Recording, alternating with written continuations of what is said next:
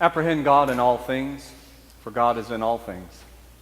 Every single creature is filled with God and is a book about God. Amen. Amen.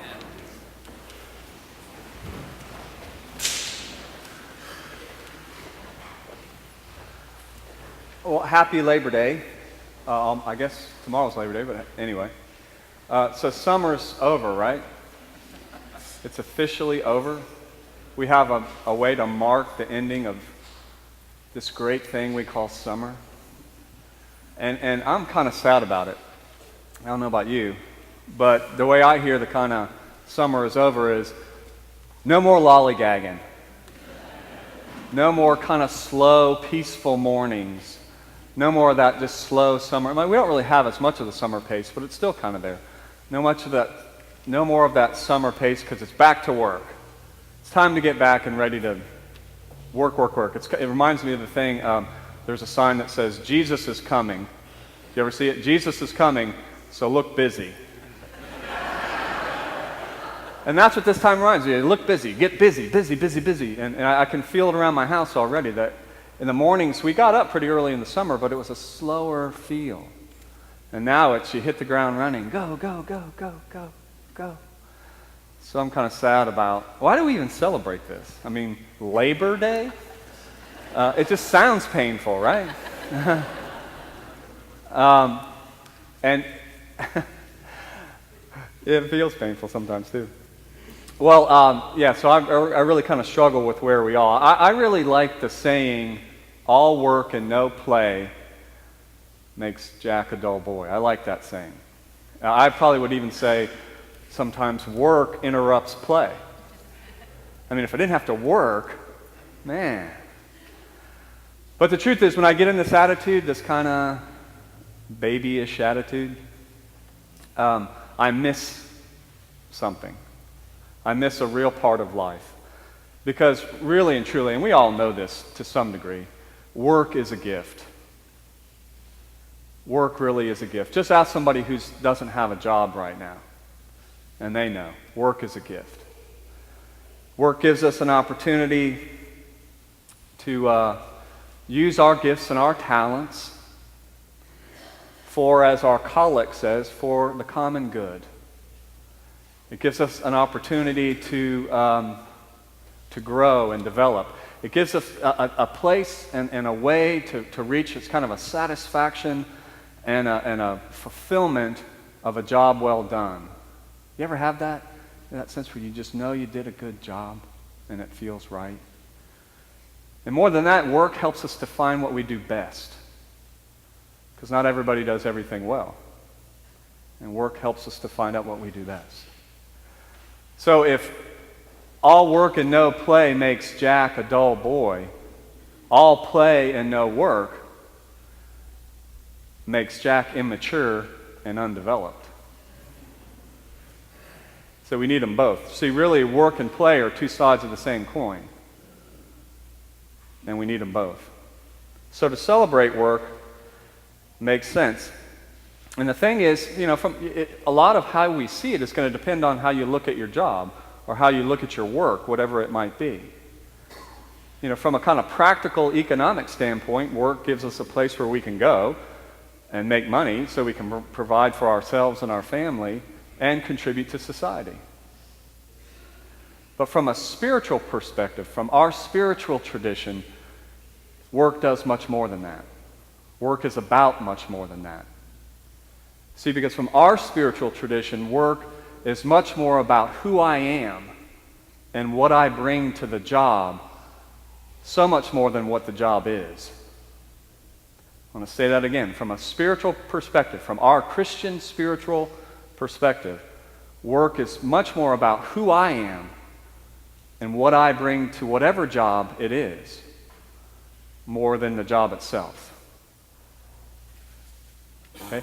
And if you want this that view reinforced, because you're not, where are you going to get that view? In life, there's really not many places we're going to talk about work like this. So if you want this view reinforced, if it's piqued your attention, come to one of the Bible studies that we have during the week. John's going to talk about this more at the piece, so I'll let him do that. But just remember, that's part of why we do it. to get us a different perspective about what life is all about. Okay, so our gospel today really kind of tries to illustrate this a bit.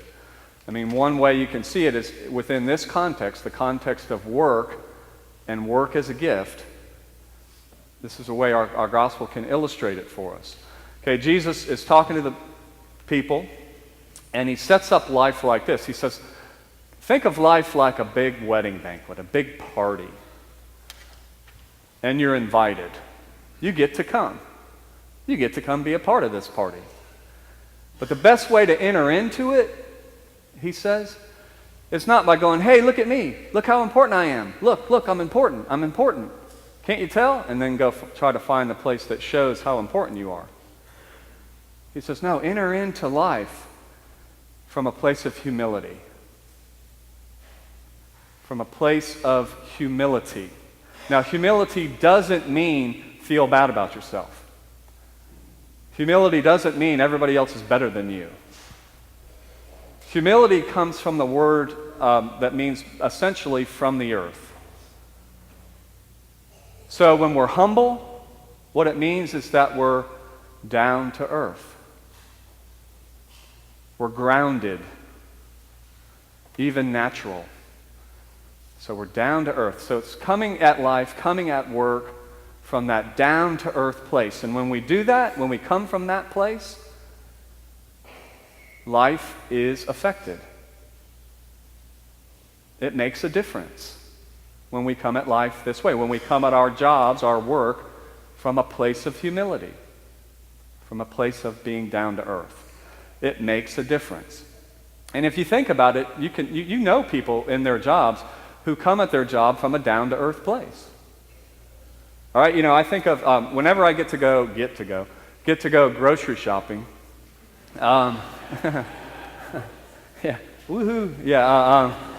So whenever I get to go grocery shopping, I generally like to go to Butler and Bailey because it's just not so overwhelming. And there are 2 or 3 of the checkout people there that are just so great.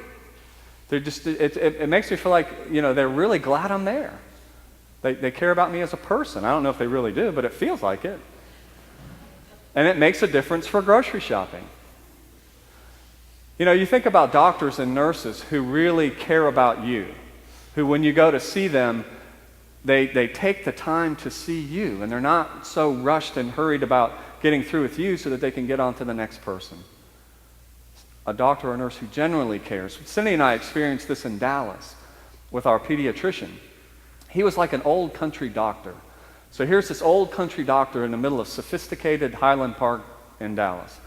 And after we would have our appointments with him, with our kids, he would go into his office and sit down, and we'd go in there and sit down and we'd just chat. And for speaking for me, for one scared father of a 3-year-old and a new baby, that was huge. It made me think, God, this guy really cares. He's taken a genuine interest in me. And he was so down to earth. Or a teacher. You think of your teachers who were like that. Teachers who you can tell they actually care about kids. I mean, they really do. It's not just a job. And I know we can go on and on and on and on. The best story I heard about this, though, was recently a woman, let's call her Janet, was really struggling because her father, who was in his 90s, had a great life, but he was about at the end of his life. And he was in the hospital, and she was pacing the hospital floors one day, just despondent, just really upset. And there was a guy there cleaning the floors. Just cleaning the floors as she's pacing. And finally, he realized she was so upset, he said to her, he stopped his machine, he turned it off, and he said, honey, what's the matter? Now, she's a very private person, so she didn't talk about how she was feeling much.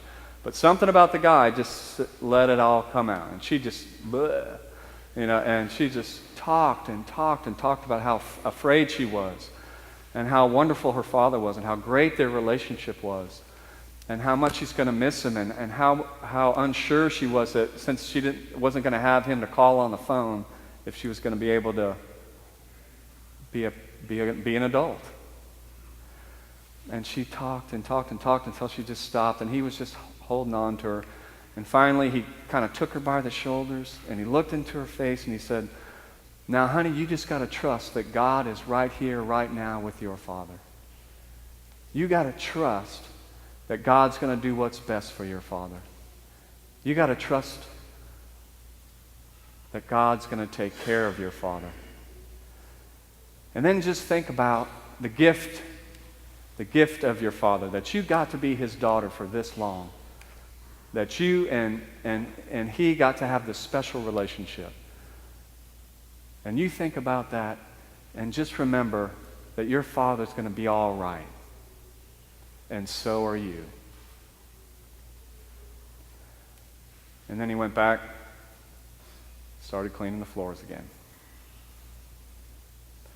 So that's a humble man doing his work. And I have to say, that is worth celebrating. So happy Labor Day to you. Hope you have a good time.